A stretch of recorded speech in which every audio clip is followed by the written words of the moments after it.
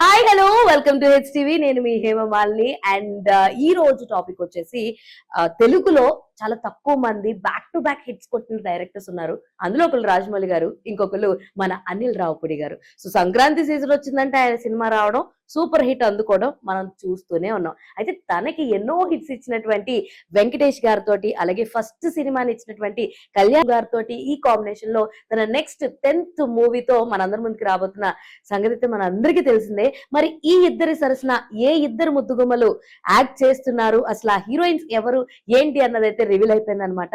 So Venkatesh గారి సరసన కీర్తి సురేష్, అలాగే కళ్యాణ్ రామ్ గారి సరసన కృతి శెట్టి అయితే నటించబోతున్నట్టుగా అప్డేట్స్ అయితే వచ్చేసినాయి అనమాట.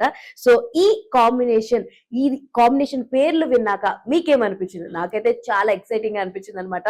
సో అటు ఒక పక్కన మహానటి లాంటి సినిమాలు చేసి తన యాక్టింగ్ ని, తన టాలెంట్ ని అంతా ప్రూవ్ చేసుకున్న కీర్తి సురేష్ గారు ఒక పక్క, ఇంకో పక్క తన కామెడీ టైమింగ్స్ తోటి అన్నిటితోటి సూపర్ పర్ఫార్మెన్స్ ని అందించే వెంకీ మామకి సరసన అయితే మన కీర్తిని చూడబోతున్నారు అనమాట. అండ్ ఇంకో పక్కన యాక్షన్ సీన్స్ తోటి, తన డైలాగ్ డిక్షన్స్ తోటి అదరగొట్టేసే కళ్యాణ్ రామ్ గారు ఒక పక్కన అయితే తన అందంతో, తన అభినయంతో, తన డాన్స్ తో, తన బ్యూటిఫుల్ లుక్స్ తో అయితే కృతి శెట్టి ఇంకో పక్క ఈ సూపర్ 4 కాంబినేషన్ అని చెప్పేసి అనమాట.